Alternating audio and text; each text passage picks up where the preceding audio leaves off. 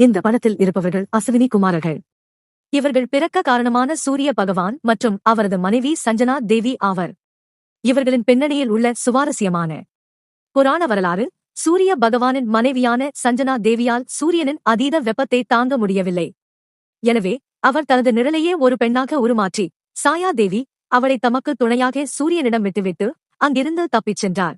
சூரியனிடமிருந்து மறைந்து வாழ்வதற்காக சஞ்சனா தேவி ஒரு பெண் குதிரை வடிவம் எடுத்து காட்டில் தவம் செய்யத் தொடங்கினார். சில காலத்திற்குப் பிறகு உண்மையே உணர்ந்த சூரிய பகவான் தனது மனைவியை தேடிச் சென்றார். அவர் காட்டில் குதிரை வடிவில் இருப்பதை அறிந்து தானும் ஒரு ஆண் குதிரை உருவம் எடுத்து அவரிடம் சென்றார். குதிரை வடிவில் இருந்த சூரியனுக்கும் சஞ்சனா தேவிக்கும் பிறந்தவர்களே அஸ்வினி தேவர்கள். அவர்கள் இரட்டையர்கள். குதிரை முகமும் மனித உடலும் கொண்டவர்களாக கருதப்படுகிறார்கள்.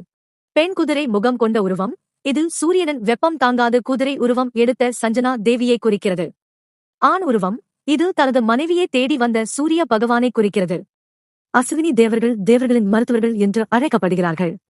ஆயுர்வேதத்தின் அதிபதிகளாகவும் இளமை மற்றும் ஆரோக்கியத்தை காப்பவர்களாகவும் வழிபடப்படுகிறார்கள். இவர்களின் சிலை தமிழ்நாட்டின் பழமையான கோயில்களில் தாராசுரம் அல்லது கங்கை கொண்ட சோழபுரம் போன்ற சிற்ப கலைக்கு தேர்ந்த இடங்களில் காணப்படுகிறது. மகாபாரதத்தில் இவர்களின் புதல்வர்களே நகுலன், சகாதேவன் ஆவார்கள்.